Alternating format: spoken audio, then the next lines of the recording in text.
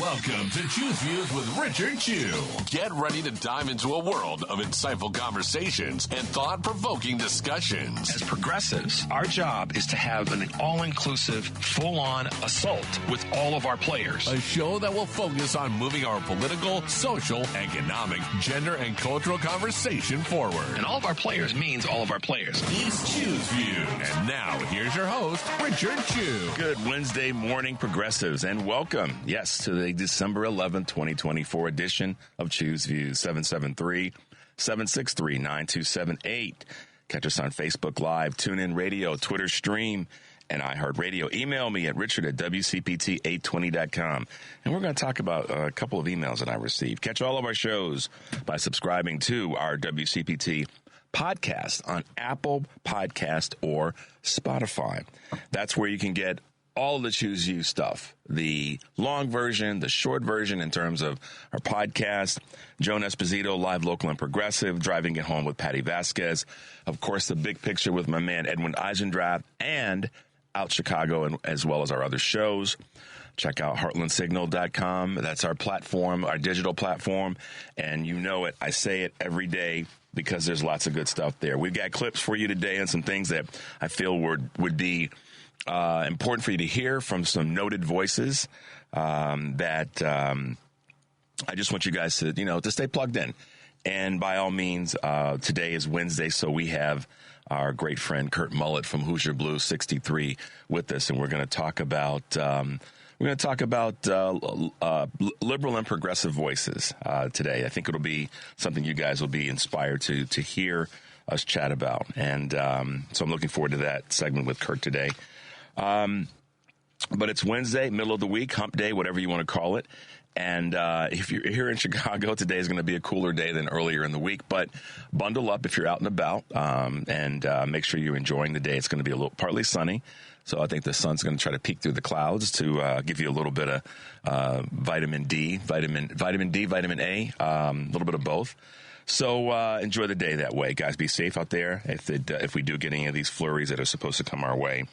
I'm going to go back to a question that I've been asking, and I still want to get you guys to chime in on this, and that what is your prediction? What is your thing you're going to be focusing on for 2025? I really want to hear that.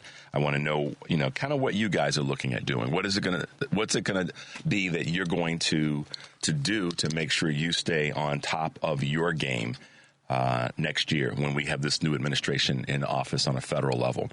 Are you getting involved with local items? Are you taking the baton and doing some things in your own local communities that are going to help you stay strong, at the same time help that community grow and sustain itself? So let me know what your 2025 is going to look like, or what you want it to look like, what you're planning on it to look like, and what are going to be some of your bright spots for next year.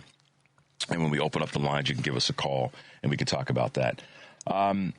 And I will kind of dive right in and ask you guys. I'll tell you something, and then I want to kind of work backwards. And it's really around where we are as progressive liberal Democrats. We are oftentimes criticized for not being progressive enough. We're labeled as sometimes being soft. And I don't know if that's necessarily the case with individuals, voters, as much as it is the label that gets cast on the laps of some of our elected officials. And so, to that end, I'm kind of going to throw myself on the fire a little bit this morning, as a predicate for the talking points and conversation that we'll have this morning. I'm asking you guys, what do you guys think the progressive liberal democratic message could or should be as we go forward? And I'm talking about that on a number of levels in terms of political offices, whether it be local, whether it be regional, national, and so forth. Because I want to know, where is that coming from? And I want you guys to kind of grade me. And when I'm saying this, because I put out oftentimes the message that we want to stay connected, we want to be empowered with each other, and to take control of your own destiny in terms of activity. like Alyssa and Alyssa said yesterday, they started.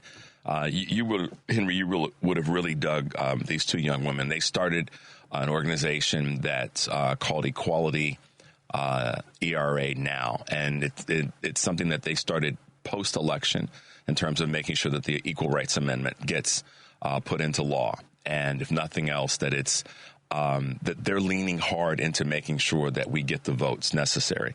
They were great guests yesterday, and the point I'm making is they decided to take this issue of the Equal Rights Amendment and create a grassroots group, and they're doing their thing. So part of this, where I'm going with this in terms of progressive strength, is what is it that you'd like to see more of from the Democratic Party in general, whether it be here with Mayor Johnson, whether it be on a state level, whether it be on a regional and national level?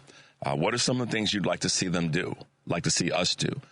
And in that, as I said about throwing myself on the fire, give me a progressive grade, if you will. I'm curious.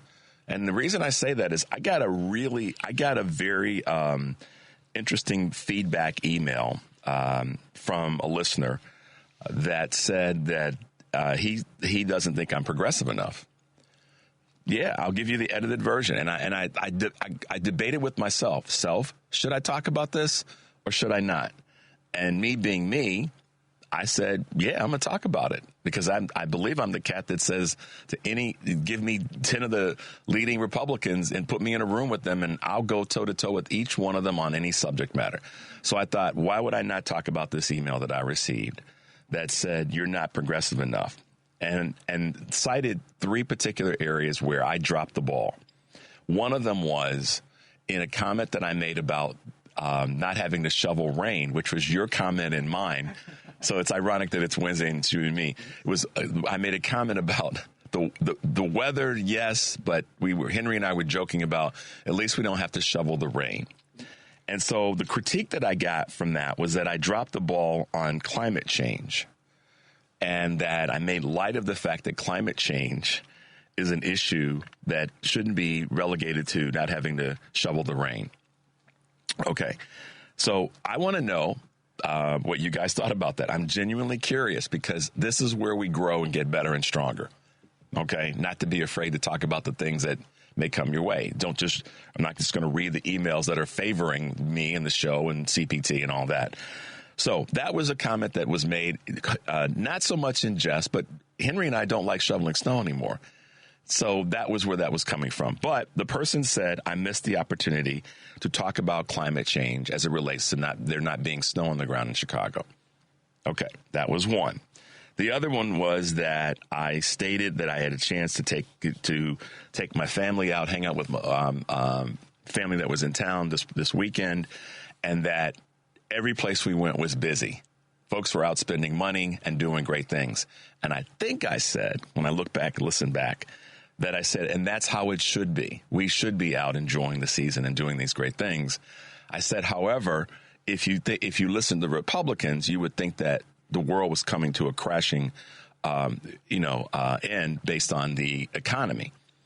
And I referenced that was something that people got bamboozled to think about. The economy was horrible, and that that's why voters should vote for Republicans, because they were going to fix the economy. Okay.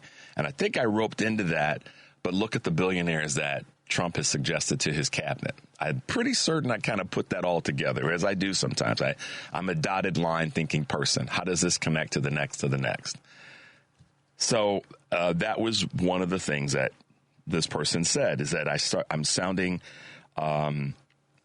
forgetting about the fact that there are millions of people that are going bankrupt, homeless, food insecurity, and cannot pay rent. But you chose a feel-good approach and are pretending everything is so rosy. So that was that. I'm just reading you parts of the email because I'm not afraid to talk about what someone sends me that may not be rosy in its context. Okay. So that was number 2. And let's see. Number 3 was that I'm dumbing down important issues in the conversation around I was dumbing down an important issue by asking the question, should the Democratic Party move to the center? Because you weren't here on Monday, Henry, but a colleague of mine over the weekend and another person has said that the Democratic Party should move to the center. And my position is, no, we shouldn't. We should we should hold our ground and bring more people to us. Because if we move to the center, we're leaving what's behind us open to yet be grabbed politically, whether it be local, regional, national, and frankly, internationally in our conversations about foreign policy. So I want to know what you guys think about not just those three areas, about the rain and not having to shovel rain, or about the economy and forgetting about the millions of people going bankrupt, the homeless, food insecurity, and cannot pay rent, and about the Democratic Party moving to the center, which I don't agree with. I would never want us to move to the center. Let's grab what's in the center and pull it our direction, which I think is being more progressive. Right, Henry? Am I wrong about that? Would that be being? I would say so, yeah. All right. Yeah. So, but I want to hear from what you guys have to say in those areas. And hey, I got big shoulders. I'm from Chicago. We can handle it. But I genuinely do want to know. I don't want to make light of what someone sent to me. I do want to talk about it as a baseline on a bigger scale as to what the Democratic Party, what the strategy should be going forward. Do we hold on to the things that we've been talking about? Like I said, with regard to David Jolly, our ideas are better. Our ideas make more sense, and they're more inclusive, which is what progressive politics and thinking should look like. But I want to know from you guys, and I do want to hear what you think the Democratic strategy should look like, in part or in its entirety. What could it be? What should it be? And what do you want it to be? So I do want to hear from you guys, seriously, in that space. I've said this a number of times. I know a lot, but I do not know everything, and I don't claim to. But because I think someone, I can't remember who said this. It may have been Victor from Oregon. We have a lot of smart listeners and followers all over the country. You missed this, Henry, yesterday. This gentleman, I think his name is Robert. I apologize if I got your name wrong, Robert. Call from California. Dude is 93 years old. He'll be 94 in January. I think in January, late December, right after Christmas, I think he said it was. Still way plugged in. Way plugged in. And we talked a little bit about mainstream media and some of the suggestions he made in terms of our approach to communicating with each other. Dude is still plugged in, man. He's like Ozzy here in Chicago area, Villa Park. So there you go, guys. That's that. I want to talk about that today. We got Kurt Mullett coming at 7:00 today. And I'm sure Kurt's going to have some comments about that. 773-763-9278. We'll be right back.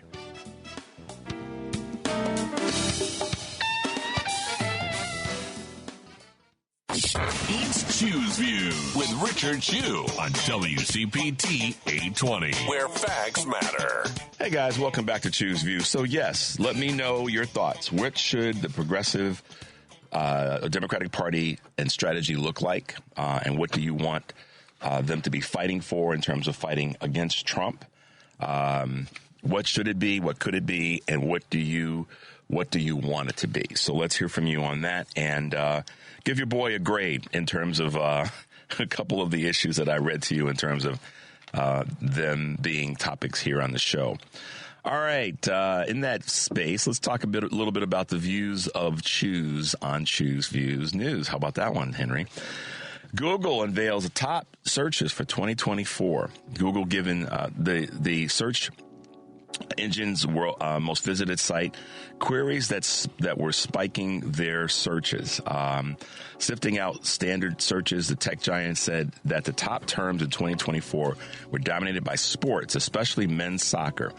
Personalities include Liam Payne, Donald Trump, Catherine and Princess Wales, and the iPhone 16. How about that? All right, Olympics were a big one, weather, and of course politics, some of the larger searches.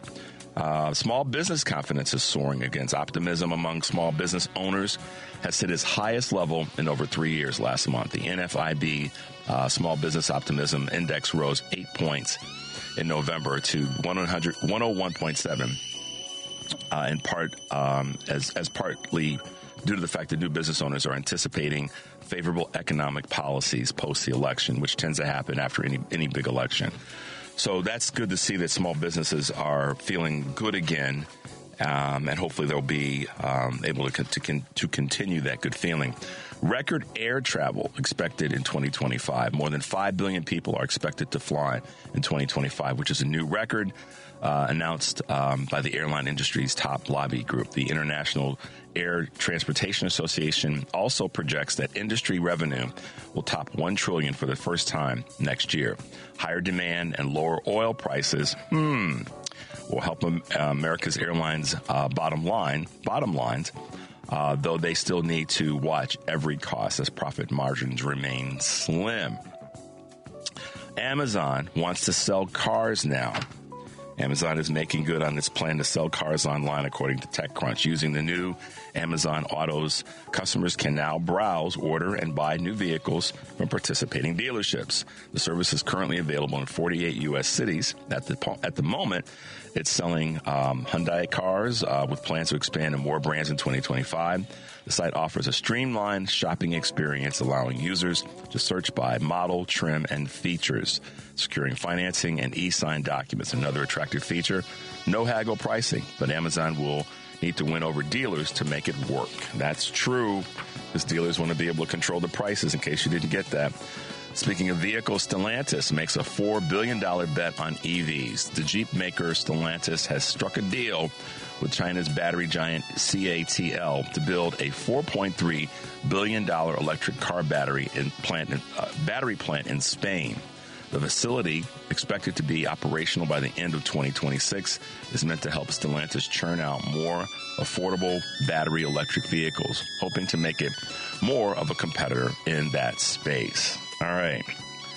And last but not least, and this one kind of made me smile a little bit, Murdoch, i.e. Rupert Murdoch, the News Corp founder, was dealt a major blow in a legal battle over succession at his company. According to a sealed court document viewed by the New York Times, the mogul sought to alter a family trust that will split control of his media empire, which includes Fox News and the Wall Street Journal, equally among his 4 children after his death, aiming to consolidate power with son Lachlan Murdoch.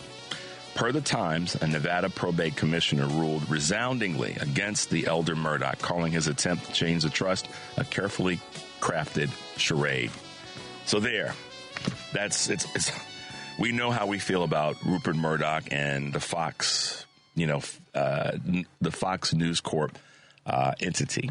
And, it's hard not to feel good about or see that as a good move when something like that he's trying to do, which as the judge said, is nothing but a very carefully crafted charade, gets put down. So kudos to the judge for having that objectivity in that space. All right. So check this out. As we talk about the upcoming administration, here's a progressive reply and response back. The person that Donald Trump is appointing or suggesting to be the border czar, Tom Homan, was at a meeting on Monday in the northwest side of the city. Some of you may have heard about this. I'm going to give you the edited version. Basically, what this dude did or said in this meeting is that they're going to make on January 21st, Chicago, their first stop, their first place of business, if you will, to start deporting people, rounding up and deporting folks, mass, as part of their mass deportation effort. Okay, so there's a lot of political pieces to that. They want to come to Chicago first to try to make a statement, when in fact one of their boys, Greg Abbott, sent folks here from Texas. So if you want to go someplace first, Tom Homan, take your behind down to Texas and do your work. If you're going to be on this bent about deporting people, then run down to Texas first. Don't come to Chicago trying to make a political play. That's a political play. Here's a progressive conversation. Here's me knocking tables over. Doggone it. That is a political move. It's a statement. It has nothing to do with solving the problem, because the problem isn't in Chicago, Tom Homan. The problem is not in Illinois. The problem is in, if you want to talk about a state, it ain't Illinois. It's Texas. Get the hell out of the way and help down there rather than coming up here or coming here and telling. This is what he said, Henry. Again, I'm giving you guys the edited version. You could pull it up yourself. He said, Tom Homan says he's coming to Chicago to start his deportation on January 21st. He said that he will prosecute. Well, let me back up. First, he said that the city of Chicago and the state of the mayor of the city of Chicago sucks, and the governor of the state of Illinois suck. Excuse my language, y'all, but that's what this guy said. And he also went as far as to say that if they don't comply, that he will prosecute them. So he's thrown down. He's made his shot across the bow. And let me remind you, Tom Homan, you may be part of the administration, but this is still Chicago. And if you think you're going to roll in with bring in ICE and create this drama in this city, first of all, it's a dumb A move. And let me stay on first of all. The reason it's a dumb A move is because the problem isn't here or in the state of Illinois. You've got a sucky governor down in in Texas, and other politicians in that state. Go deal with the problem there. And, oh, by the way, maybe knock on some doors of Republicans who blocked the bill in the House to do a better job of supporting financially and otherwise the men and women that are working at the southern border to protect and make that situation so much better. So, Tom Homan, I'm putting you on blast, and I'm putting you on notice. Watch yourself, because you're going to FAFO. I don't care that you're a federal official or not. So for those who don't think I am, is that progressive enough for you? Okay. I'll be the first to say it. I have no reason to hold my breath on this one. You're going to come to Chicago. That's your first place you're going to go to. You're not going to go to New York. Okay. You're not going to go to Miami.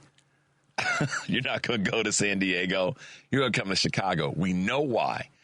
I had a relative in this weekend, one of the people that I was able to take around the city, that said nothing but glowing things about Chicago. There's a reason, Tom Homan, that our city is 8 years in a row been selected by Condé Nast as one of the best places to go on the planet. We know that a lot of the white guys that are Republicans and a lot of the milquetoast Democrats want to trash talk Chicago and specifically talk about the South and the West Side. And we know that those neighborhoods need help. They have problems. So for anybody that thinks I'm just leaping over that, I'm not doing that. I'll take a page out of the book of Eric Grant. What's being done in the northwest side of the city of Chicago, where Homan landed is behind, or what's being done in suburban communities, i.e. Evanston, Highland Park, Wilmette, Orland Park, Oak Park, Oak Brook, the list goes on, whether they're in Cook County or DuPage County or Lake County. What's going on there in those communities is all about resources being allocated at a higher rate to the people that live there. So the west side and the south side of Chicago don't have bad people, don't have craven people, don't have ugly people, don't have nasty people. They've got people who've suffered generations of resources being allocated to other parts of the region. That's a fact. I was asked this question a few years ago by a former friend that said, Richard, why are the schools in the city of Chicago so bad? This is someone that lived at the time in Naperville. And I pinned her ears back because she was being a Karen in that moment. I pinned her ears back as to why. And she didn't quite understand why. She thought I was coming after her. But I made a point of helping her understand. You moved here from New Jersey. How dare you criticize, and having never lived in the city of Chicago, and the community that you live in now was designed and built and supported largely off the backs of people and resources that were in the city of Chicago. And we can go down the path of Chicago's politicians did this, they did that, did the other, but the politicians in those suburban communities are no better than the politicians in the city of Chicago. And the city of Chicago is the center. It's the epicenter of the Midwest. And I will proudly say that to anybody until you prove me wrong. Is that progressive enough for those out there that don't think I'm stating the, okay? We know we got problems, without a doubt. But we work hard to fix them. Mayor Johnson, definitely, he's got to do a better job. I've said that publicly on this show, and I said it privately. I said it privately to a colleague this weekend. But I'll be doggone if I'm going to let some punk like Tom Homan come into the city of Chicago. Yeah, I called him a punk. I'll call him to his face. Put me in a room with him and watch it, and you can record it. So if you're sensing a little bravado in my voice, yeah, maybe so. But that's how we have to be as progressives. You want to be more progressive. If we're going to be more progressive, as this person in the email said, Tom Homan, bring your behind to Chicago. Watch what happens. I think our governor and our mayor and some of our county officials recognize that we have issues, but that the issue of migrants being sent to Chicago is not something that Mayor Johnson or Governor Pritzker created. It came from a governor of a different state. So, Tom Homan, maybe you should take yourself and your happy bunch of people down to Texas and knock on some doors of Republicans in the House of Representatives about why they decided to not get behind the bill that would help solve this problem. That's the conversation we need to have. So come on into Chicago, Tom. We got something for you here. Trust me, we do. All right, guys, 773-763-9278. We'll be right back.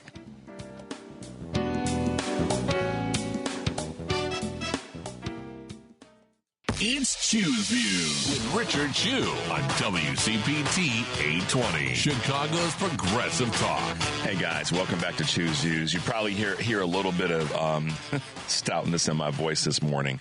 Yeah, I mean, this dude wants to come to Chicago first. And anybody in the city, there's some politicians that showed up at this event that, wanted to kind of kiss the ring and, make sure that they were on the good side of Tom Homan. Tom Homan's a thug or is acting like a thug. Let me back up and calling people direct names. Tom Homan is acting or perpetrating the actions of a thug, not an effective leader. That's what he's trying to portray. He's going to try to pretend to be a badass, but he's acting like a thug. And I will tell him that to his face. Put me in a room with them, put the cameras on. See, I'm not afraid of these folks. People have been asking this question, why won't, this is an example in terms of how I think we should be. Okay. There's certain things that I don't say on this show and don't say on our station because I can't. And frankly, maybe I shouldn't, out of respect. And I'm going to maintain that respect because it's about respecting me first and then our team. That's how I roll. Okay, so there's certain things I'm just not going to say. And maybe they need to be said, but in certain contexts, they won't be said. And we get to them. Sometimes we chip away and we get to the meat of the matter. But here's the one thing that when we ask how we want progressives to be, what we want progressives and Democrats to look like and feel like, I will admit that we need to knock more tables over. Figuratively speaking. We need to be that loud voice at the school board meeting to let the folks know we're not accepting this any longer. There's no question in my mind that that's how I want to see Democrats fight going forward. I want to see them smash mouth. I do. Surgically use a sledgehammer. I definitely want that. And I'm not just talking about on a national level. I'm talking about locally. I want to see Mayor Johnson, listen, we elected you, low turnout, but whatever. We elected you, and a lot of people don't like what you're doing or the manner in which you're going about it, and some things I don't agree with. But I will tell you that the guy does not have a negative mindset about the betterment of the city of Chicago and the region. I start there with people, okay? And then we go from there. I've met Mayor Johnson on a couple of occasions, cool dude, and I don't think he has I want to destroy the city of Chicago ounce of blood coursing through his veins. I feel the same way about many of our elected officials, particularly the leaders of a particular group, Ms. Preckwinkle, Governor Pritzker, Lieutenant Governor Juliana Stratton, who we've had on this show. I don't see anything other than they want nothing but good for the citizens and the visitors of the city of Chicago and the state and the region and the country. Okay? So let me get that out right out of the gate. But I will also say that I want to see every now and again more of our leaders, elected leaders, be flamethrowers and bring a sledgehammer to the fight and use it surgically or in other ways if needed. Because the items, the issues are serious ones that we have to deal with. So, that's my way of looking at it. And it's why I full-throated, without any apologies, say any of the Republicans or soft Democrats, when it comes to these issues that don't want to play that way, get out of the way. And so, we need that in our party. And we can still be an inclusive party. We can still be a Big Ten party. But we need to let folks know we are done pity-patting around. Okay? So someone like Tom Homan wants to come to Chicago and get the mealy-mouths to get on his side, the mealy-mouth Democrats. Okay? You hear me calling you out? Because they're worried about what he might do. We don't have time for those folks. All right? We just don't. So, on a national level, I want to see more Democrats come to the fight ready with a sledgehammer. And I want to see them be willing to use it surgically on issues that matter to not only the party, but to the country. Some may say that's an approach that we should have taken. We should have been more leaning into during this last election. And I'm not going to disagree with that because in certain areas, maybe that should have been the case. And that's part of the review in terms of what the Democratic Party strategy needs to be in fighting Trump going forward and fighting all Republicans.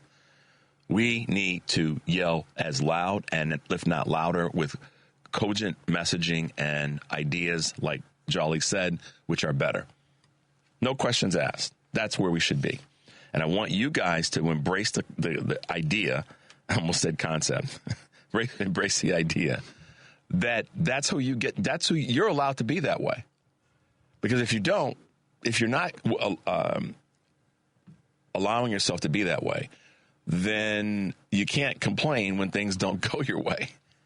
You can be surgical with a sledgehammer. And your messaging needs to start with what I've said before. People want to know where to start with yourself. What am I going to do? So as much as I want to grade from you guys on how you see certain things that I cover, that we talk about, and my progressive, bona fides, I want to hear from you in that space. But I'll tell you right now, right out of the gate, someone like a Tom Homan coming to Chicago with the threat that he's going to prosecute the mayor of the city of Chicago, duly elected by our citizens, or the governor of the state of Illinois, he's got another thing coming. And if you try to do it, it ain't going to be easy. Believe me. So brace yourselves.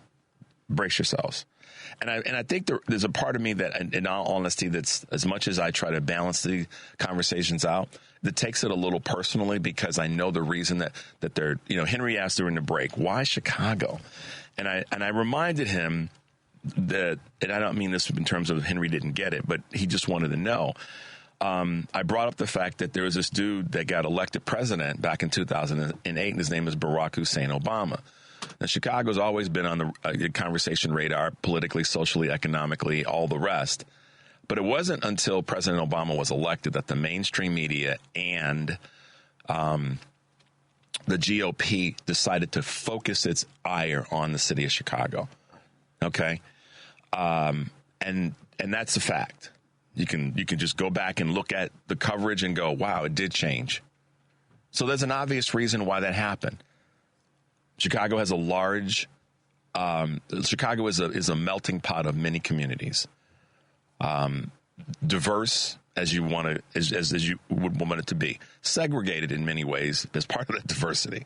We know that. There's no hiding that, and we get it. There's communities that are from all over the world that are here in Chicago. And a lot of the rest of the country, Republican part of the country, is jealous of that because they don't have that diversity.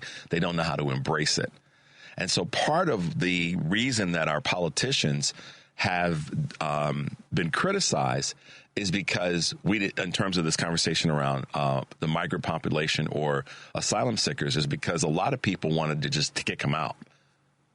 And a lot of people wanted to see, didn't want to see them come here. I mean, listen, whether I wanted to see them, let me back up on this. Mayor Johnson didn't run down to Texas with Governor Pritzker in a car and say, hey, let's bring all these folks up to Illinois. They didn't go down there to do that. This is if you want to dig something, these guys are using the phrase, get it to the root in terms of Social Security benefits and Medicare, and let's dig it up from the roots. If you want to dig this problem up from the roots, the problem is that the governor of the state of Texas sent asylum seekers to the state of Illinois, the city and the suburbs. That's what actually happened. So if we as progressives are going to stand for something, we have to stand for the truth of how this has actually happened, where it came from, just like Ron DeSantis did in Florida, sending folks up to Martha's Vineyard. Kathy Hochul the governor of New York, and the other governors in that part of the country didn't call up DeSantis to say, yo, dude, send those folks up here. So part of the problem, though, is that the mainstream media isn't talking about that. They focus their coverage on Chicago's migrant and immigrant problem, not on a governor who decided to do that, or governors that decided to do that. So part of the fault here, if you will, is the mainstream media. And even in that space, not covering what the mayor and the governor tried to do to make it better. I mean, what were we going to do as a humane society? Get caught up in the trick bag of, well, if we don't find a way to try to make this better or make this work, what are we going to do? Just put them back on buses and send them back to Texas and then get caught up in this, big daddy swinger fight? And if y'all know what that means, what are we going to do? Get caught up in that? Now Illinois and Chicago, they're turning away needy people. We know where this would have gone. Let's use our brains, y'all. So, come on in, Tom Holman. Hey, come on in. Meanwhile, you're not gonna acknowledge what's going on in the state of Texas. What a knucklehead. So, put me in a room with them and watch what happens. You think I'm joking? I'm not. One iota. So I hope that's progressive enough for you. All right, guys. We're going to take this break. We're going to grab some calls, and we got some clips we're going to play for you when we get back. 773-763-9278. We'll be right back.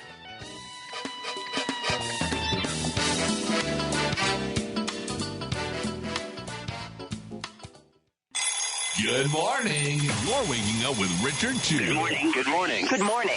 We're live and ready to hear from you. Text or call us now at 773-763-9278. Same number. Simple as that. Let's get the conversation going on WCPT 820. Chicago's Progressive Talk. Hey, guys. Welcome back to Choose Views, 773-763-9278. Let's go to George. George, I'm not sure if you're in Chicago or where you are, but it says that you have some comments you want to make this morning. Yeah, Richard, good morning to you and your audience. You know that with that Tom Holman, that fat pig, big brute, knuckle brain, Neanderthal, Tom Holman, coming up to Chicago, staying at probably a nice hotel, probably eating and got well fed and liquored up and juiced up and stoked up on good Chicago food.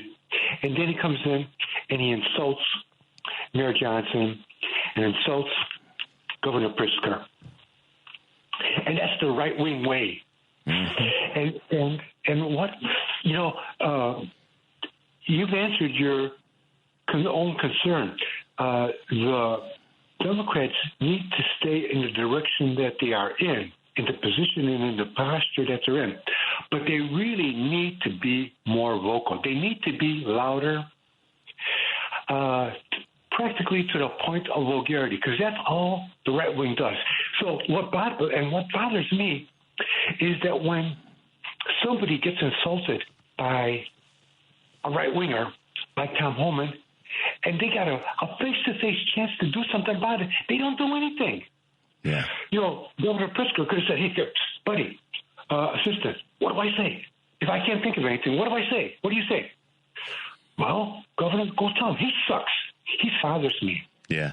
George, and I appreciate you saying that. Not that I need you to take this the right way. I appreciate you saying that in the regard that it's for all of us to grab hold a little bit tighter. But we have to be willing to punch back. I mean, it's unacceptable for me for someone to come after me, to come after Henry, to come after our station, to come after the people that I love in my personal life, my professional life, in any way, shape, or fashion, and not be ready to punch back. Because when we don't, we give people space and purview to keep punching at us. And so I applaud you, George, for what you're saying about how awful this dude is. But at the same time, he gets to be awful only if we allow him to be. If we draw the line and say, "Oh, no, Tom Homan, that you don't get to say that about our mayor or our governor. Talk about somebody that sucks. The dude that appointed you, he sucks." So we need to fight back, George. I'm complimenting on your point. We need to fight back every single moment of every single day.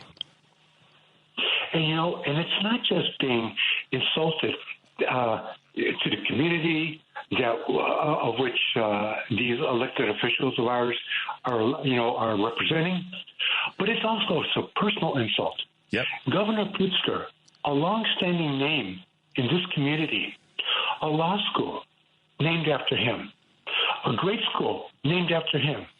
He's got to think about that. Hey, he's saying I'm a Pritzker. I don't suck. My family doesn't suck. My name doesn't suck. The people I represent don't suck. You suck. That's right. Appreciate it, George. Keep that energy high, man, and don't share it with other people. Let them know, and I will make a point of sharing it with our leaders that they need to stand up to these kind of punks. So thank you for your call, and thank you for your contribution. Bring it on, baby. Right on, George. Be safe, man. I mean, he's right. He's absolutely right. I mean, the governor's going to be dignified, and we know the mayor are going to be dignified. But Tom Homan is not more. Listen, this is our city. This is our state. This is our region. You don't get to. And here's what to George's point. He went to a safe part of the city of Chicago that's reddish.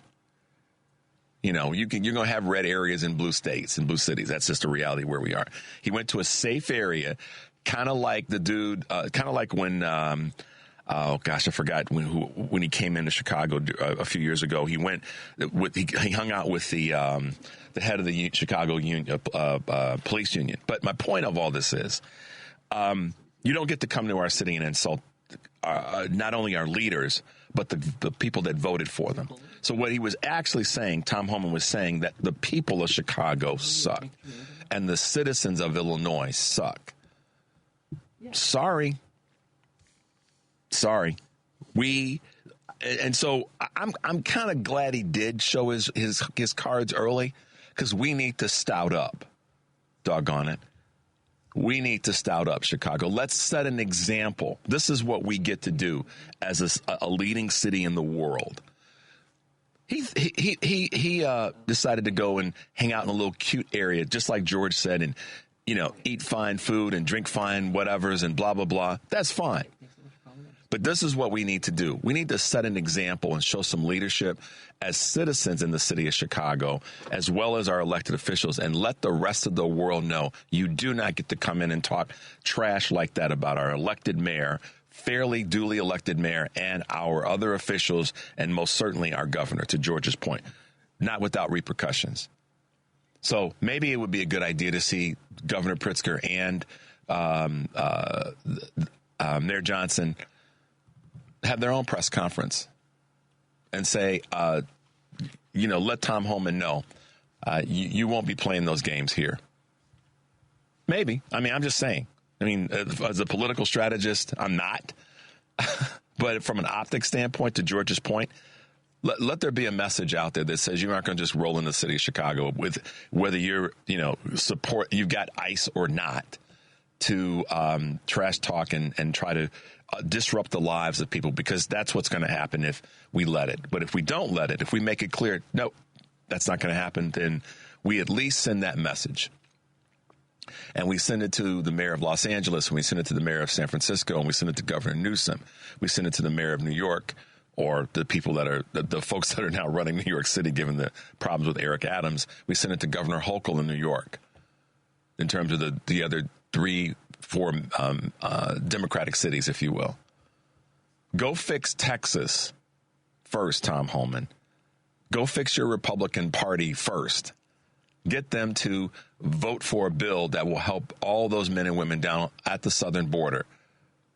Go fix that first. And here's what's funny about these guys. He didn't show up in Hyde Park. He didn't show up at Madison and Pulaski. He went to a cushy little area where he could try to rattle his saber. He didn't come to area. He didn't come to downtown Chicago. Okay, so I know that there's issues surrounding this topic in terms of immigration, the southern border, folks that are not here necessarily legally. But what I want to know is, why is that issue not broadened to talk about the people who are here illegally from European countries, not just from southern border countries? Are those folks going to get rounded up too? Are we going to go into some of our other ethnic communities where there's some folks that might be here illegally or overstayed their visas, which is now being here illegally? So that's a question we have to ask. So Democrats, step up. Put some steel in that spine. All right, Henry, let's see if we can grab this quick call. Let's go to Colin in Tinley Park. Hey, Colin, welcome to Choose Views. Hi, Richard. How are you doing this morning? I'm doing pretty good, man. What's going on? Well, Joe Biden has immunity that he apparently doesn't want to use. But also, isn't his oath of office to protect the country from all threats, foreign and domestic? And isn't the people coming into the White House a threat to national security? And, they say right out front, they want to change this government to their way of thinking. Colin, your point. Isn't there anything? Your point is so well taken. The people coming into the administration are a bigger threat to the country than the folks coming across the southern border. You got that right. I'm waiting. Colin, how many times have you been out and about anywhere in the Metroplex? You live in the South Suburb. How many times have you been out with someone from Venezuela, from Mexico City, from any of these so-called southern, south of the border countries, rolled up on you and or your family to take your car, to come into your house, to cause havoc, versus the tax policy and the soon-to-be benefits policy that this new administration wants to wreak havoc on? Which is more damaging to the country? Oh, there's no doubt about it, Richard. No doubt about it. And the thing is that him being a threat to national security, that should be enough just to stop. Because once he gets in there, it's all over. Yep, I know. He's got to stop him from. There's got to be something that can be done. Our government, apparently, they don't want to do anything to people doing wrong, except if you're the right color. You know that. Mm-hmm. Or the wrong color. You know that. Then they'll do something. But I'm sorry. But it's just so. Just can't believe that we're at this point already. But I thank you for taking my call and for speaking up the way you speak up, and I keep on doing it. All right, Colin. Keep it on. We appreciate your support and contribution. That means a lot in this fight. So, you keep doing what you're doing as well, and I appreciate your support and contribution. All right, Colin. We have a good day, my man. Thanks for the call. From Tinley Park, one of our wonderful city of Chicago suburbs. Listen, guys, take this the right way. I don't need the adulation from a standpoint of, I need you to tell me I'm doing a great job. What I need you to tell me is how we're going to win this fight. And that's why I asked the question, what should the Democratic message and strategy look like? But I will take on the comments, and I will take those and use those as fuel to keep you guys positive and motivated and finding ways to go forward. We know we've got issues. No one's running from those issues. And I kind of agree with Colin in part.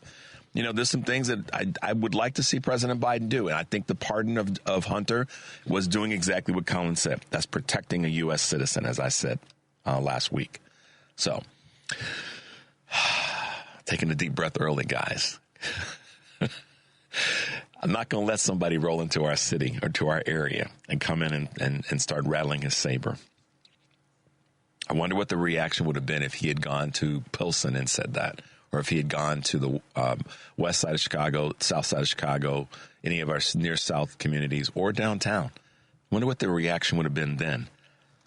So, all right, guys, we're going to take a quick break. When we come back, we get our man Kurt Mullett from Hoosier Blues 63 with us, 773-763-9278. We'll be right back.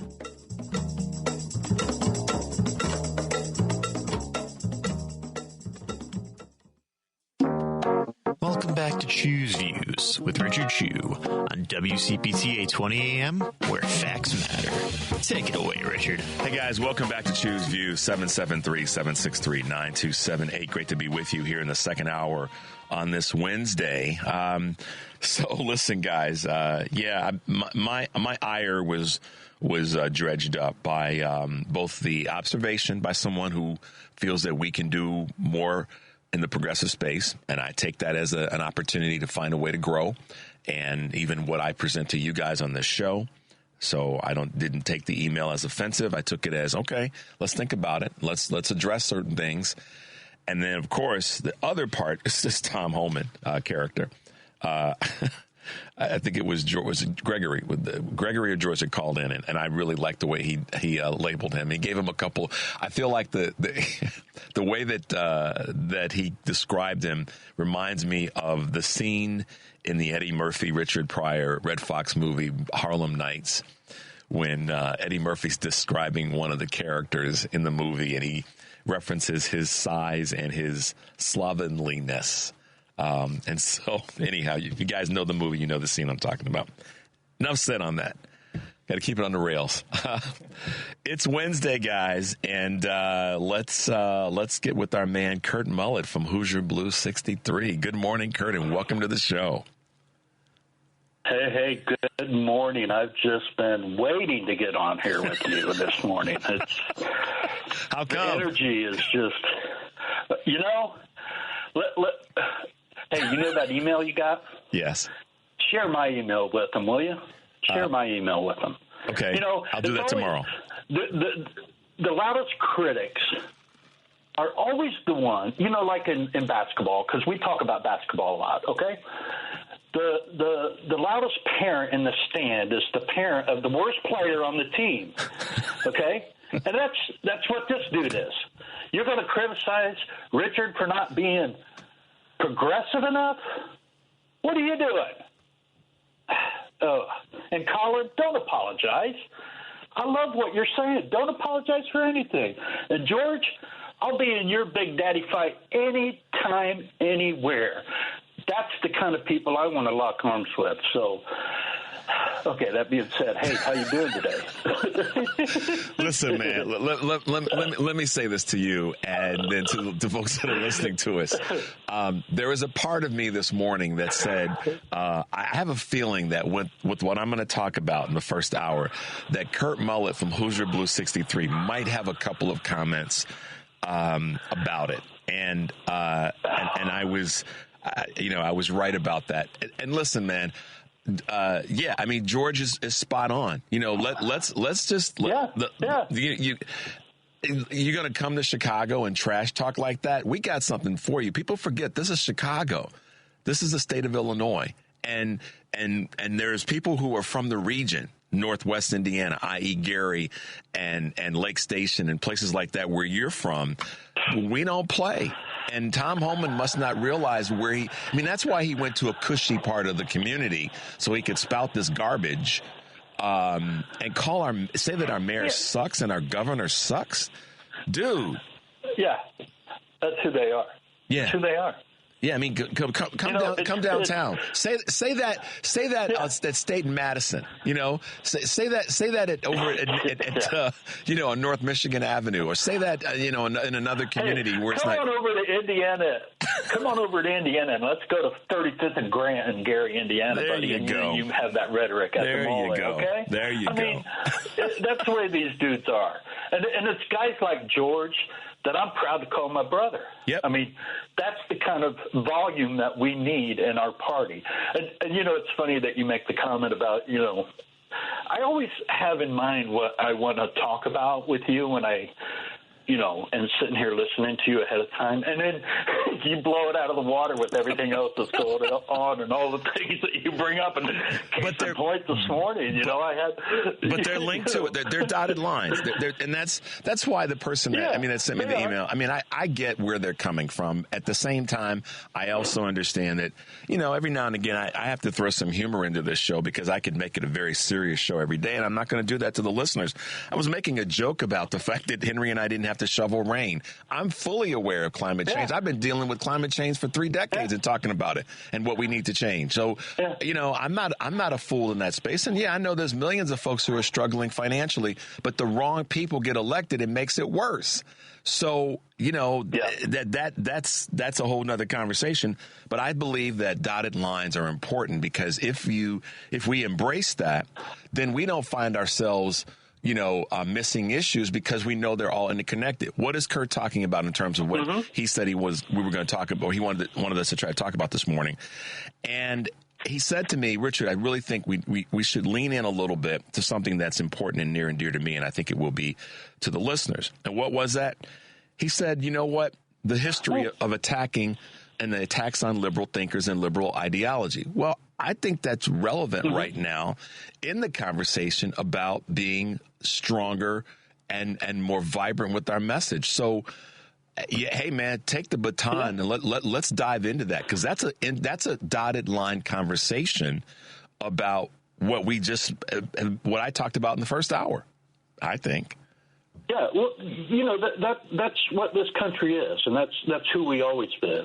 I mean, our Constitution it's deeply embedded with liberal thoughts and ideas. If you really think about it, if you read it and the freedom and how it talks about liberty to be had by all individuals in this country, and yet from the very beginning of our country, right-leaning Christian supremacist conservatives have fought the basic elements of our Constitution every step of the way.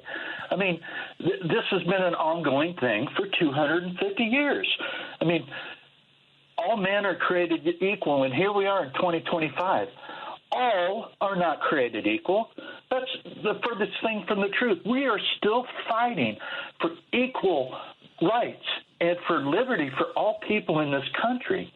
And it all has to do with white supremacists that have been attacking liberal thinkers and ideologies ever since the beginning of our country. I mean, that's what it's all about.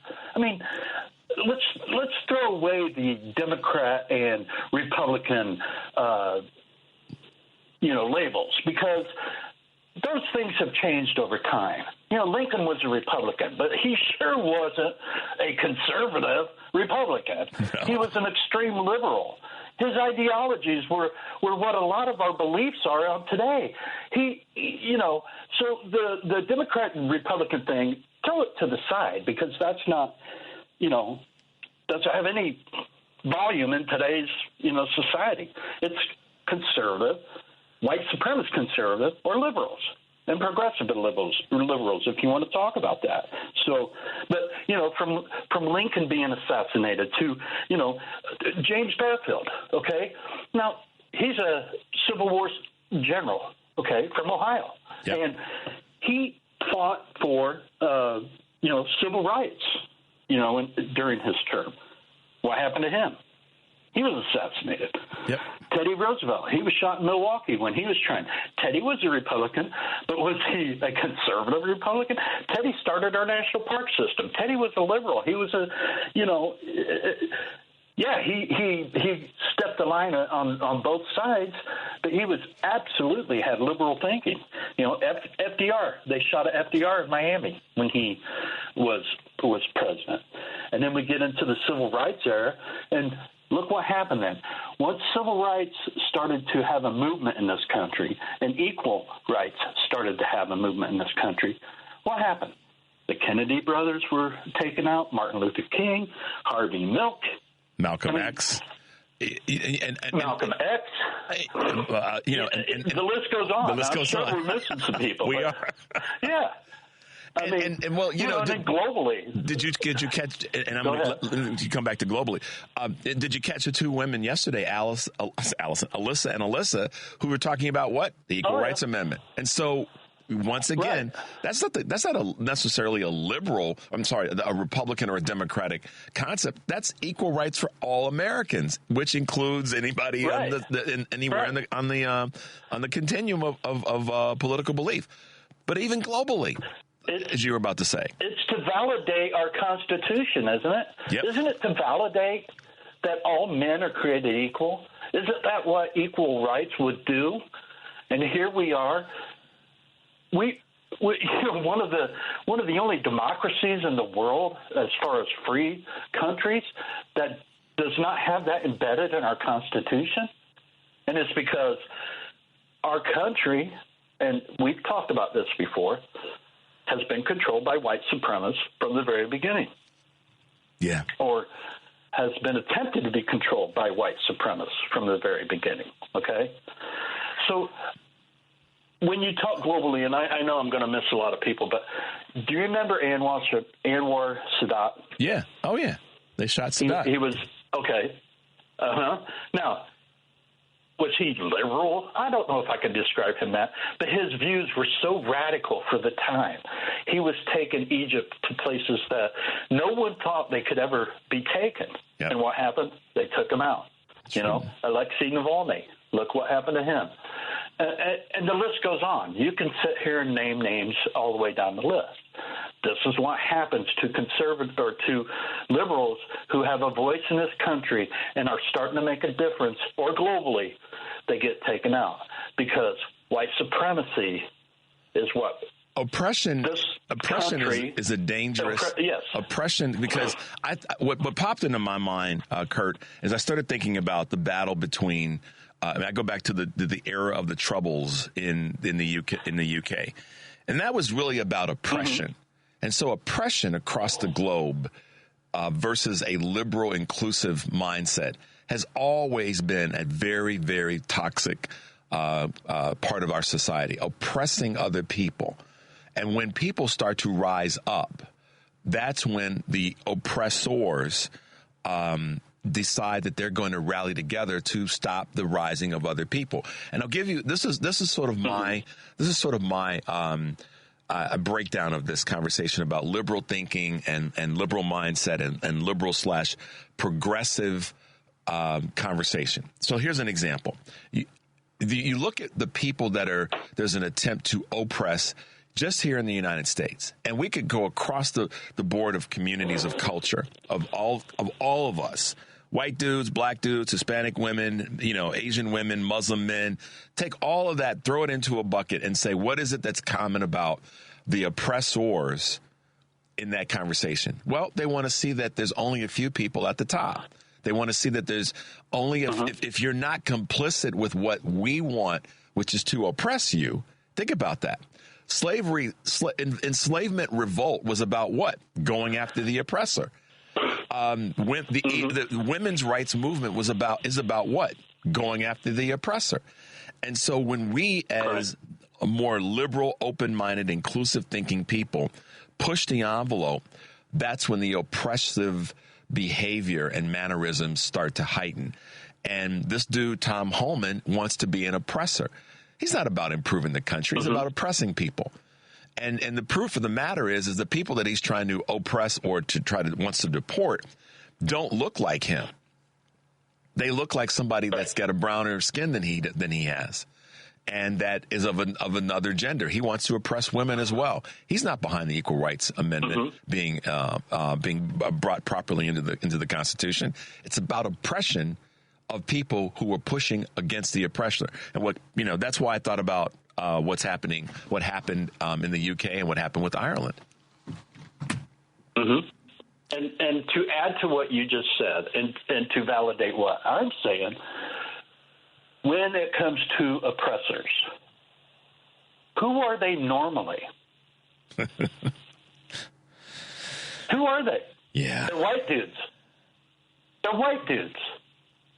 I mean, again, when we make comments or when I make comments like this, I'm not saying 100% all the way across the board. There's always exceptions to every single thing that is said, okay? But when you look at oppression throughout the history of our country, for sure, but globally, who are the oppressors? White dudes. Yeah. I mean, that's it. And what most people are ignorant on, and this is a whole other subject, is that the creation of mankind, okay, when men walked the earth and first were here, what color do you think their skin was? Do you think us tidy-whities were the first ones that appeared on this earth? Do you think that that's where the genes pool goes back to, is us, not according to not according to the anthropologist, if you believe in that science. Exactly. There's that's why guys like Kurt and myself come together, because we recognize there's no problem with there being a very well seasoned gumbo of community, and that inclusiveness makes us stronger. There are weak men out there of all communities, but predominantly those who are fearful of those that are of color or are of not similarity to them. That's maybe a more eloquent way of putting it, but not elegant compared to what Kurt said, but eloquent in general. There's that fear that's there, and it's been there, and it's only been propagated by actually weak people. That's the thing I always want to get back to. The why. The why is because those folks are actually, they perpetrate that they are strong, but in actuality, they're weak. And their weakness is shown. The attack, yeah. Go ahead, I'm sorry. The weakness is shown because of who they go after. And that fear continues to perpetrate and on and on and on happen. And I want to come back to kind of our original point about liberal thinkers and liberal thinkers or liberal conversations being thwarted. Each of the people that you mentioned, that whether it be Yitzhak Rabin, whether it be Truman, whether it be Teddy Roosevelt, on and on, any of those people, and Malcolm and Martin and the Kennedys and Medgar Evers. And just, even gosh, I'm drawing a blank on her name. She just turned, civil rights woman from the, it's okay. It'll come back to me. Gloria Steinem. Yeah. Billie Jean King. Okay. The list goes on, and we're being all inclusive. Inclusive, liberal, progressive thinking there's always been an attempt to thwart it by weaker people, and by people that are not mindful of the stronger, the more we include people, the stronger we are. And Nikki Giovanni just passed away, this week. She was another one of those voices, a liberal thinker, an activist, powerful person. As I said, if you've read pretty much anything in the progressive conversation, you've been impacted one way or another indirectly by something that she's done. James Baldwin, another liberal thinker that was a tiger. If you Google James Baldwin on YouTube, you will, not you specifically, Kurt, but other folks, you will see a man who was small in stature but large in voice and what he believed in. And so I think now, as we meld this to what's happening on a local, regional, and national, and to your point, international level, we have to get back to being the louder voices in the room that speak about the importance of inclusion And if that's considered liberal, okay, fine, I'm down with that. What say you, my friend? Yeah, me too. Me too. I mean, hey, if that's, if my voice is too loud to you and you think I'm being obnoxious, good. That's the point of it all. I want you to hear what I have to say. You talk about coming into a room where the chairs are all filled and you bring your folding chair. No, I'll just stand there above the table and make sure you all notice that I'm standing there talking. Because when I'm standing above y'all, you're going to notice me more than when I'm sitting at your same level. And that's my attitude about it. I mean, and it's crazy because I spent most of my life having beliefs and feelings, but they never came out to the forefront like they have now because of this dude. And this is what it's all about. Republicans are afraid of a multicultural society, period. They don't want anything else.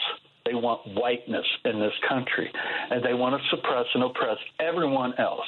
They want to take away education because they know an uneducated populace is much easier to control than an educated populace, and that's, the basis of it. Yeah. So I want to read you one quote here, and it's not a quiz, but I want to see if you know who it is and when it came from, and I want your audience to think about this too. The Republican Party can lead any person to believe that promises will be fulfilled in the future. They follow the Hitler line. No matter how big the lie, repeat it enough, and the masses will regard it as truth. I don't know. I'm going to ring a bell to you? I'm going to take a couple of guesses. One of the people that came to mind immediately, three names came to mind immediately. One of them was JFK. The other one was LBJ. And the third one, ironically, is a current voice, if you will, someone that's living, that's in our modern conversation. And that was Donald Trump before he ran for office. Yeah. Your first guess was right. So JFK made this comment, and I'll send you the link so you can share with your audience, because it's a great speech to read, and it'll make your skin crawl and put goosebumps on your skin by reading it because of the relevancy that it has in today's world. But he said this during a speech at the Knights of Columbus in East Boston, Massachusetts, in May of 1947. Come on, man. Wow. Yeah. May in 1947. 1947. Gee. And this is just a small portion of it, okay? I'm serious. If people will read this, it's eerie. It is so eerie. But the point is, this is not new, what we are faced with right now. This has been going on in our country since we became a country. And this is the way it has always been. And certainly in terms of partisan politics and the progression of society since the end of the Civil War, which essentially ended slavery. But of course, we know the impact of Jim Crow and the impact of women's rights and all the rest that we've been dealing with perpetually. It has, in many ways, by many measures, has actually gotten worse because people thought that once we got rid of enslavement, that we were going to be okay. But in fact, Eric Grant talks about this on the Family Meeting a lot. W.E.B. Du Bois talks about the impact and the horror of Jim Crow on the country, particularly black folks. But it also is expansive in his writings to talk about how that created certain levels of comfort for people and gave the Republican Party, now this newly revitalized Republican Party, energy to continue to do harm through the courses of Jim Crow and, frankly, some of the Southern Democrats. So that was 1947 that Kennedy had that speech. It was at the Knights of Columbus in East Boston, Massachusetts, in May of 1947. I've got the link because I've referenced to this many times and I've read it many times because it is something that just is crazy. And that wasn't liberal thinking. Yeah. That was just speaking to the reality that we were in at that time. What is it? 80 years ago? Wow. Wow. He was talking at that time. The Congress and Senate were controlled by Republicans, and that's what he was talking about. What they were doing to our economy and how they were, all the problems that they were creating, and they were doing nothing. And this was one of the quotes from that speech. So, like I said, I'll send the link to you so you can share it with your audience. And and one more thing that I want to say before we go is that if people, you remember. That dude from the South, I hate saying his name, that was shot when he was running for president. Oh, yeah. I know you're talking about. Back in the 60s. Oh, yeah. Yes. Wallace was his name, Wallace? Yeah, George Wallace. Yeah. Okay. He was a Democrat. I know. But he was not liberal. No. I mean, and if you look up some of his speeches and then read some of Trump's speeches, yeah, it'll make your hair stand up. Well, and I don't have any hair, but those that do, Well, here's the crazy thing about it. I mean, that's where a lot of times modern day Republicans try to say the Republican Party has been the champion for black folks and folks of color, because the Democratic Party would listen. I get that, and I've lived long enough to have seen the ills on both sides of that conversation. But at the end of the day, it's liberal minded thinking and inclusive thinking that I'm tying myself to. It just so happens right now that the Democratic Party is the party that represents more of what I believe in than the Republican Party. I can't live in the 40s, 50s, or I could live in the 60s because I was born in the 60s. But the point I'm making, I'm living now and looking to the future. So which party is going to be the one more representative of my future beliefs and those who I care about, like Henry and the younger generation? It's the Democratic Party. Exactly. So exactly. I get comments to me all the time that, well, the Democrats started the KKK, and then people that say that are just coming from a place of ignorance. I mean, because if that's what you believe, that Democrats, as we know Democrats, started the KKK, well, you just don't know American history at all, because it was started originally by 3 Confederate soldiers. Yep. So what you're telling me is that the Confederacy was a liberal way of thinking? Okay. Kurt Mullet, Hilger Blue 63, bringing it to us this morning, guys. I got him riled up, and we all need to be riled up, y'all, because we got work to do. So follow him on the socials at Hoosier Blue 63. It's Kurt Mullet, and I'm telling y'all, you don't know what you're missing if you don't plug into his socials and the content that he puts out there. It's amazing, it's informative, and it keeps you fired up and plugged in. So thank you, my man. Good to hear your voice, and I knew we were going to have a good. Appreciate it. All right, man. Listen, have a good rest of the week, and I know we'll talk in the next couple of days. All right, buddy. Take care of yourself. You too. All right, man. Be well. Bye now. All right, guys, quick break, 773-763-9278. We'll be right back.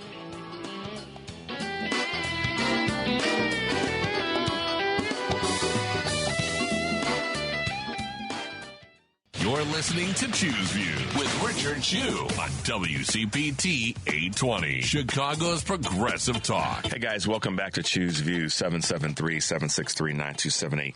A couple quick reminders today, 2 to 5, Joe Esposito will be taking your calls, talking to James Zorin, a legal analyst and contributor to the Washington Monthly, and Carolyn Shapiro, co-director of the Institute on the Supreme Court of the United States at IIT, Chicago-Kent College of Law. Plus, Joan will spend an hour talking media with Mark Jacob and Jennifer Schulze, live, local, and progressive, weekdays 2 to 5.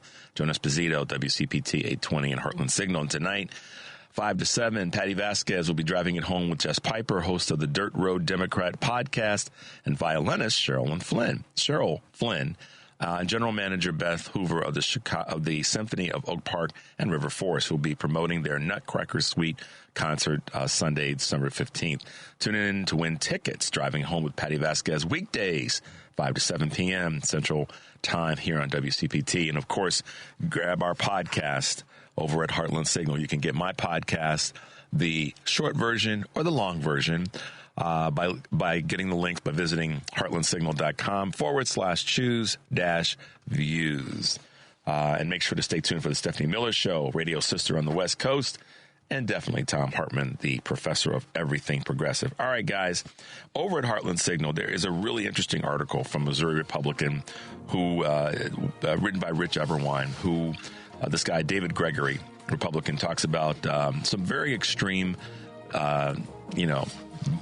measures when it comes to anti-immigration, basically setting up a bounty hunter program. That's crazy. I mean, the word hunter, hunting down people, remind you of anything? So there's a couple of pieces there.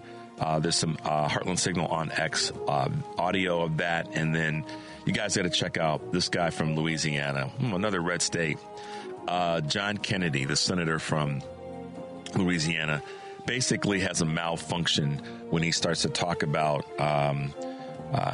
the way in which Texas is navigating deportation, and that when he's called out, he tries to call out a gentleman, Aaron Reichlin Melnick, when he says that Texas has knives out for black immigrants. So check out both of those over at heartlandsignal.com, the WCPT Heartland Signal digital platform. Check it out. Good stuff, as I always say, over there for you guys to plug into. Let's go to a couple of quick calls. Henry, let's go to Kurt in Akron, Ohio. Hey, Kurt, good morning and welcome to the show. Good morning, Richard. And I just want to piggyback a little bit with you guys. Great banter between you and Kurt, by the way. Thank you. Yeah. Have you ever read the book or seen the miniseries 11/22/1963? No, I have not. Okay, it's a Stephen King novel. Okay. And what it is the book takes place in 2013. The miniseries takes place in 2016. And this guy goes back in time in 1960. He's supposed to, over the period of time in the past, save President Kennedy from getting assassinated so that he can be reelected in 1964. I hate to give away the spoiler alert here, but, it is what it is. You can actually watch it on Hulu if you want to. So he saves President Kennedy, and he goes back to the present day. And what happened was, when he got back to the present day, it looked like a depressed area. It looked like camps all over the place and real depressed, and everyone was sad and having to wear uniforms in this country. And he happens to run into this guy who he knew in the present, and he asked the guy, was Jack Kennedy reelected in 1964? And he says, yeah, he was. And the person who went back in time said, well, what happened? Why is this country the way it is? And the person tells him, because after 8 years of liberal progressive politics, the American people had enough, and we elected George Wallace. Oh, wow. Okay. All right. I may have to try to plug into that. That definitely will grab my attention. But it was funny because I just watched that for the first time after Trump got elected the first time, and I'm thinking, wow, does life imitate art in this whole situation? Yeah. Because we had just finished with 8 years of progressive politics under Barack Obama. The American people had enough, and therefore we elected our generation's George Wallace. Yeah, we did. We definitely did, if not worse. Exactly. Good point, Kurt. But it just made me think when you guys were talking about Wallace, and of course Strom Thurmond was another one who turned coat to the Republican Party after the Civil Rights Act of 1964. And Hubert Humphrey was actually one of the people who had people walk out on him twice. The first time was the Southern Democrats, the 1948 convention, when he was running for the U.S. Senate and gave his first civil rights speech. The second time, you'll never believe this, was actually in May of 1968 when he was at Kent State University speaking. Yeah. Excuse me. One of the things that's interesting is that there have been a number of Republicans that have that have switched. They've run as Democrats and gotten elected as Democrats, and then they switched to become Republicans. This has been happening the last 2, 4, 6 years in cycles. Well, remember too, Richard Shelby, the day after the 94 midterm, he switched from Democratic to Republican, and I sent you a link to that speech. And he said that the reason he was doing that is he wanted to be a party of, the working person and opportunity, and that's just not in the Democratic Party. It's in the Republican Party. And, Bob Dole was all giddy and happy about that because, strangely enough, going into 1995, the Republican Party in the Senate had a 53-47 majority, just like we're having next year. Yep, no point. All right, Kurt, I'm going to bounce to a couple other calls. Thanks for the updates, my man. Always good to hear from you. All right, thank you. Thanks, man. Bye-bye. Let's go to Troy in, is it Forest Park? Hey, good morning, Troy. Welcome to the show. Yeah, good morning, Richard. Yes, the previous caller is right about that book. I read that a few years ago, and oh, my gosh. And then when Trump got elected the first time, it was like, ooh, it kind of hits you in the head, like, oh, wow. Yeah. But anyhow, I just wanted to share some good news, just some things. With all of this, it's been hard on everyone. I mean, it has affected my sleep. It has affected everything, and I decided that in order to have a better plan and better be able to fight, I decided to just first to go back to basics and focus on myself. Yeah. So I always had worked out, but I got more involved into taking yoga class and then swimming. And I've been working at it, and I couldn't swim across the pool the first time I started, and now I just. On Sunday, I swam my first mile. Wow! At 58 years old, I just started, and so. But anyway, that's really cool. But the clarity of mind and my ability to focus on. I have a lot of family members and people that are on the other side, and all they do is repeat the same talking points, and it's hard to argue because one, they believe it so much, but two, the points are so simplified and on the surface makes sense, but the minute you dig deeper, it's garbage, and we all know that. Yeah. But so I'm just finding that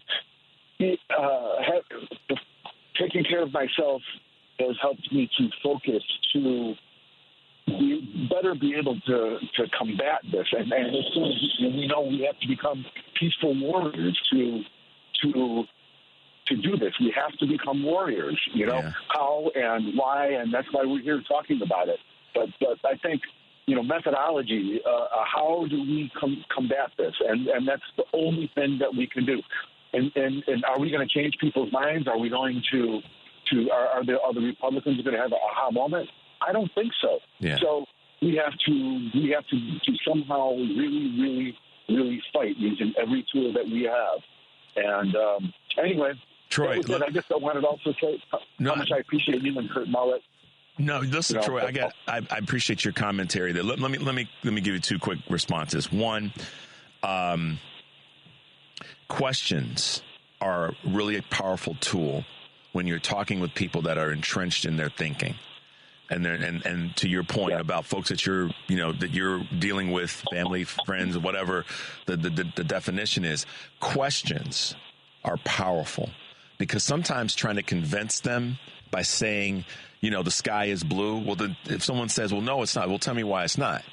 So that you put them in a position where they have to talk and explain where they are. You get to sit back and listen and gather data so that then you can come back and put their own argument back on them.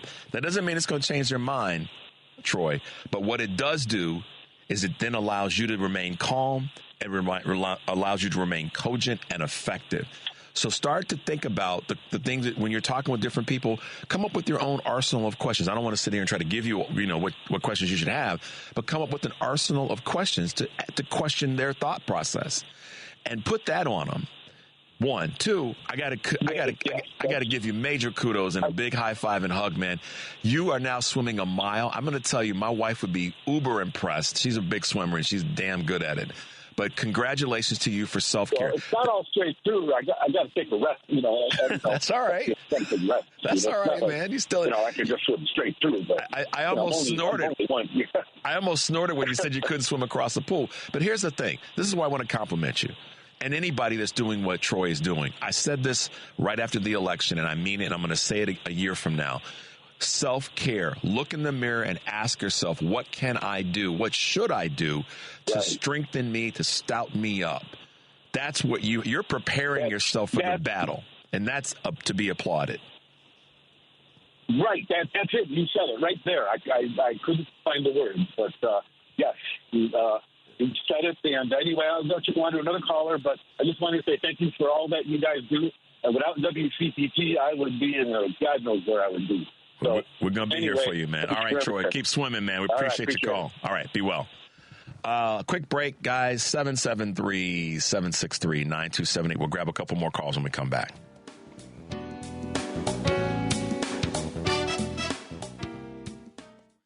Welcome back to Choose Views with Richard Chew on WCPT 820, Chicago's Progressive Talk. Hey, guys, welcome back to Choose Views. Thanks to Troy for reminding us of the importance of self-care. Those who swim a lot know it's also referred to as punching the water. So get your swim groove on, Troy. We're proud of you, and thanks for sharing that and the importance of self-care. Let's go to one last caller. We got a clip I want to play before we wrap up. Let's go to Reese. Reese, good morning. Welcome to the show.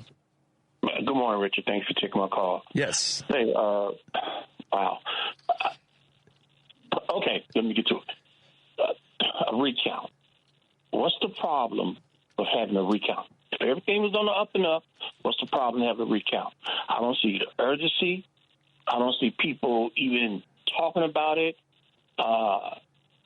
Madam Vice President Harris, she's the only one who could ask for a recount at this point.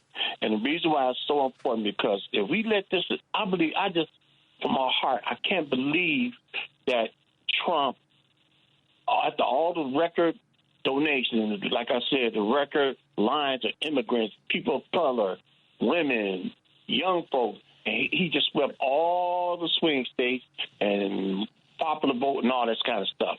And if the election was rigged, like I believe it was, or stolen, there's got to be a trail of proof. There's got to be evidence. There's got to be somebody who's willing to come forward, but you got to apply that pressure to them. Yeah. But I don't see nobody talking about it. And I believe if we don't get this right, and it might be too late, I don't know, but I believe our democracy is over. I really do, because if they did it this time, stop them from doing the next 4 years and the next 4 years after that and after that and after that. So, and I hear about the immigration and everything. Just wait, people. If everything they want to do go through, when you start paying $10 for a dozen eggs, you get the message there. Maybe not. But this election thing is just got me, and the self-help thing is a great message, Richard. But we have got somebody somewhere with influence has got to reach out to the vice president and just let her know and say, look, you said fight, we win. We fought with you. We stood and said, I'm disabled, but I was there for 2.5, almost 3 hours on voting night. And I did it proudly, but we have got to, somebody has got to reach out and we just have a recount. And if it's on the up and up, it's on the up and up.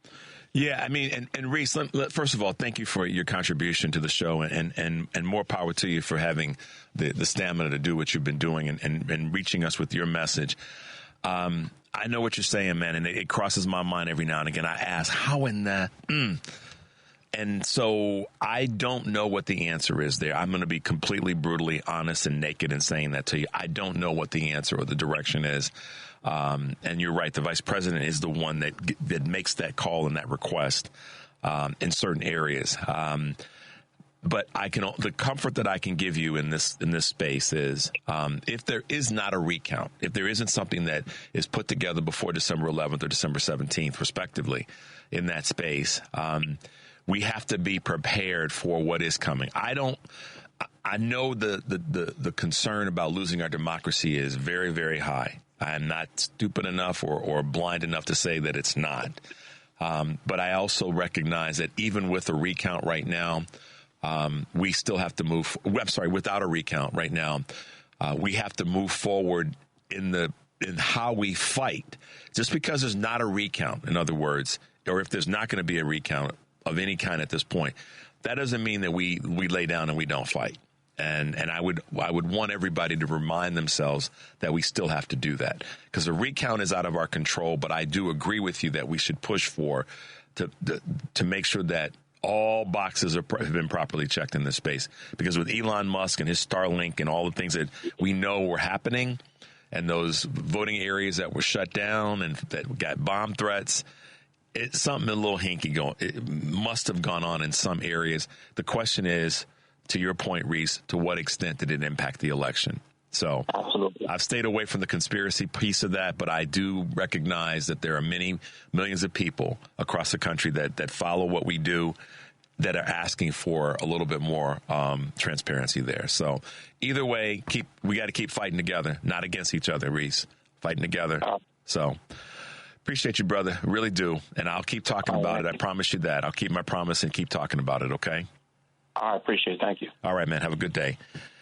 There's a clip, speaking of fighting forward, that I want you guys to hear. Many people ask, where is she? What's she talking about? What's she doing? What's she saying? And one of the voices that we all know is a powerful voice in this conversation is Stacey Abrams. There's a clip that I want you guys to hear that I want you guys to use to continue to fuel, F-E-U-E-L, yourselves as we go forward. Let's get that clip, Henry. We all know folks who have decided to take a break from the news and from the world. Those who have opted for what is called internal exile. Shutting out the constant stream of, oh my God, that thing that happens with every new appointment or all caps pronouncements from the incoming administration. I know what it feels like to want to hide, to want to shut out the world and say, I will show up when things are fixed. But then I realized that what they wanted was for me to shut down. They wanted me to shut up, to tune out, to turn off, and to let them do what they wanted. And we feel a deep visceral need to do that now because it can be overwhelming to confront what is to come. We all listen to the pronouncements from Project 2025. Our job is not to simply survive the next few years. Our job is to win. She's spot on. And as we wrap up the show today, I think we have enough time to squeeze this clip in. I want you guys to hear this. This is what we fought for, and this is what we have to continue to fight for. President Biden yesterday speaking. It's a couple-minute clip as we wrap up, but Henry's going to play that for you guys as we wrap up the show today. I'm not being wise guy. If we do not lead the world, what nation leads the world? Who pulls Europe together? Who tries to pull the Middle East together? How do we do the Indian Ocean? What do we do in Africa? We, the United States, lead the world. And you all are extremely experienced women and men. You know many of these leaders. You know many of these countries. Find me one that says we're not, or wish we weren't. Look, my hope and belief is that the decisions and investments are now so deeply rooted in the nation that's going to be politically costly and economically unsound for the next president to disrupt, to cut or cut. Some of my friends in the Republican Party want to do States of the Union who holler and those things. They're against all the things we did. Keep your eye on them. Tell me what they want the programs we voted for them to cut in their states. Show me the most conservative Republicans willing to take away the factories that are going to be built in their states. Going to be interesting. Going to be interesting. Look, I pray to God, because I think everybody has an opportunity to reconsider their growth. I pray to God the President-elect throws away Project 2025. I think it would be an economic disaster for us in the region. In fact, consider one additional fact. The historic investments we made went to more red states than blue states. Not a politically smart thing to do, and I knew what I was doing. I knew people would be angry. But the reason they're red states and they need it more because the decisions they made. And geography. Will the next president stop a new electric battery factory in Liberty, North Carolina? Will create thousands of jobs? Will he shut down a new solar factory being built in Carterville, Georgia? Are they going to do that? Will we deny seniors living in red states $35 a month insulin? I believe the only way for a president to lead America was to lead all of America. And I believe the economy I'm leaving at the moment, and others could do better than I did. I'm not saying it was perfect. But it ends up at this moment the best economy, strongest economy in the world. And for all Americans, doing better. So we got a lot to do. And I'm leaving the presidency, but I'm not going away. Bad news for you all. Because I think we got to bring this country back together. There you go, guys. I don't know what else to say beyond that. And what President Biden has done, let it be known and noted that he did it for all the country, not certain parts or only excluding other parts. It's for all the country. So that's part of what our challenge is to remind everybody every day what President Biden has done. And it's upon us to speak to that. And I trust me, when you do, you'll feel good about it, and the people that hear it will have to listen. And with that, guys, once again, as always, take a deep breath, make your life count. We'll see you tomorrow.